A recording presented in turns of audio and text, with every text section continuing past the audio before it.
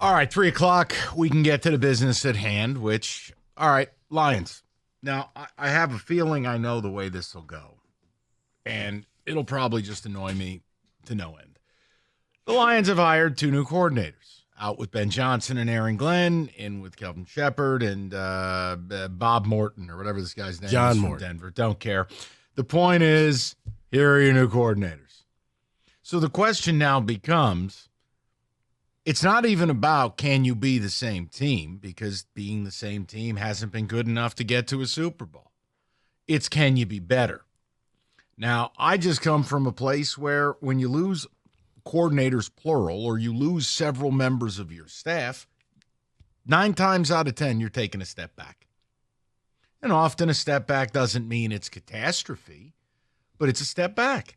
It takes a year to retool. No matter who you hire, they're going to want to, what would you say, Rico, put their fingerprints on this, that they're going to do things differently. You're not cloning Ben Johnson. And I understand.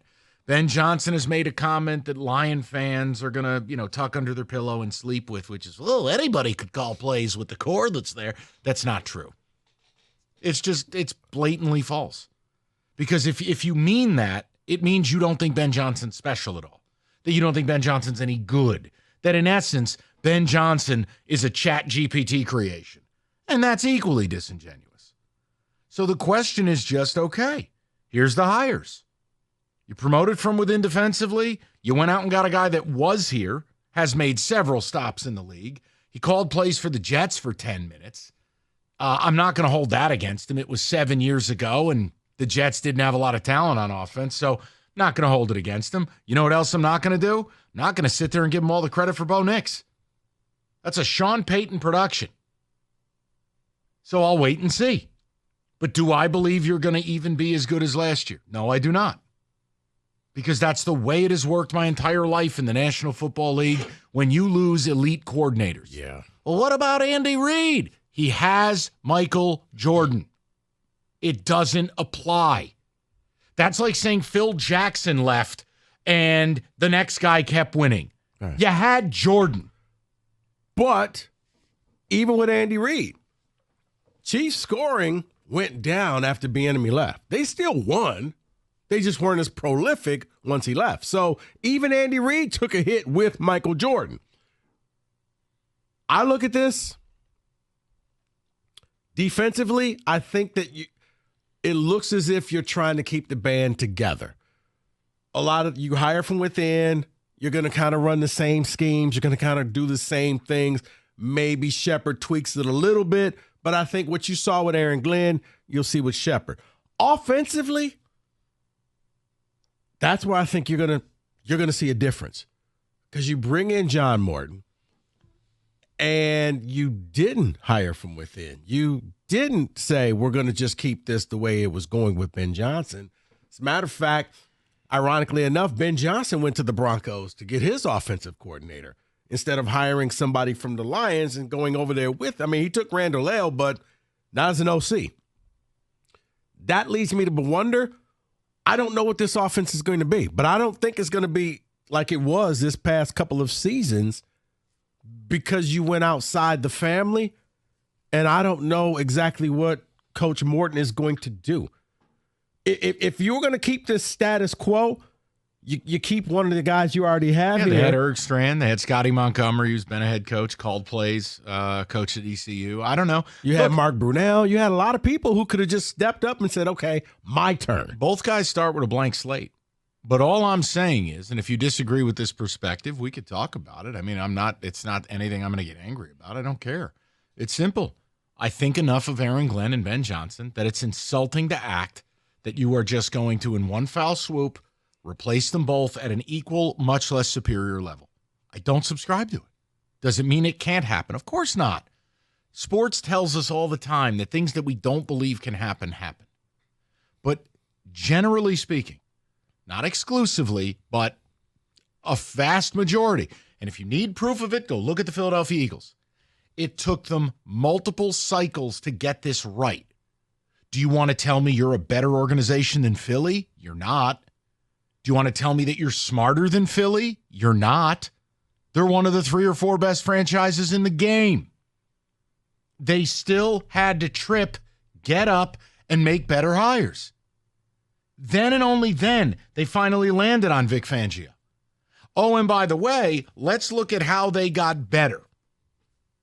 Their free agent acquisition has had arguably the greatest regular season in the history of the National Football League in Saquon Barkley. Yeah. Both DBs they drafted are up for Rookie of the Year consideration with Cooper DeJean and Quinyon Mitchell. And Vic Fangio, the coordinator hire, up for Coach of the Year. That took 2 cycles. So the idea the Lions are just simply going to get all of it right and automatically elevate, no, I can't say that. I am not selling you doom. No one is here telling you your offense won't be good. But if you were the same people who called Rico and I, Ben Johnson's not going to leave his kids like their church. If you loved Ben Johnson and respected what he did, you don't get to turn around, use him as a bidet, and just act like anybody's going to replace him. I do not buy that. So no, I don't think you'll be better. And that's why I fear. Look, man, I don't do like hard windows in the NFL because so much can change. Right. But by 2026, Brad Holmes got a lot of work to do to free up a lot of cap space, and you're going to lose players. So it feels like this year would be the 3rd year in a 3-year window. And hey, again, you may think, hey, Mike, I think you can do 4 or 5 years. Other people, I think you get about a 3-year run unless you are a true outlier in this game and you have the unicorn. See, Mike, I think this.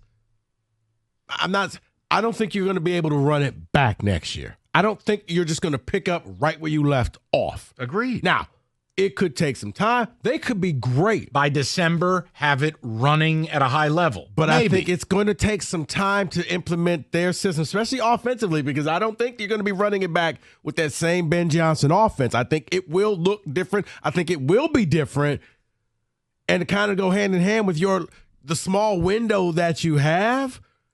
I think if you believe that these coordinators are going to be 2 guys heavily sought after next offseason, I think you're fooling yourself.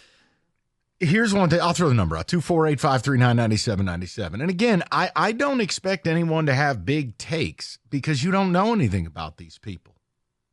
Neither do we. I mean, what are you going to do? You want me to, do some big presentation on his 1 year as the GM of LSU football? Is that what I'm supposed to do? You want me to go back? I just told you, I'm not using what John Morton did 7 years ago against him. I'm also not going to sit here and act like he reinvented the wheel under Sean Payton. It's Sean Payton's show. But they have blank slates. But I think the best way for them, Rico, to be better is I think you've got to take a look at the living embodiment of maybe what you have to do, which is I think you got to look at what the Eagles have done in running the football. I think the Eagles kind of had a look in the mirror moment and said, you know what? We get the best O-line in the league. Why are we trying to put up scoreboards? Why are we trying to show people up? Why are we trying to be flash and dash? Pound the rock. Your offensive line is elite. You're going to have to retool a few things. I do think Mahogany will play and start next year. He was very good for them. But, Rico, that's probably your best way forward. A damn near 60% rush rate. You got 2 really good running backs. It allows your defense to take its time, less TOP. Well, here's the other thing.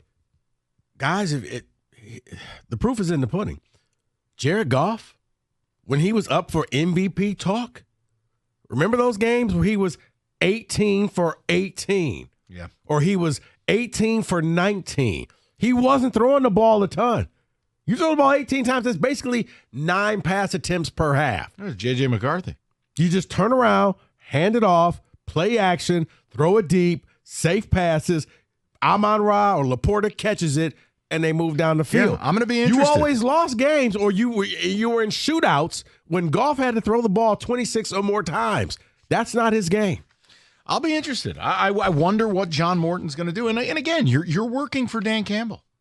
You are working at his behest. If he wants it done a certain way, it's going to be done a certain way.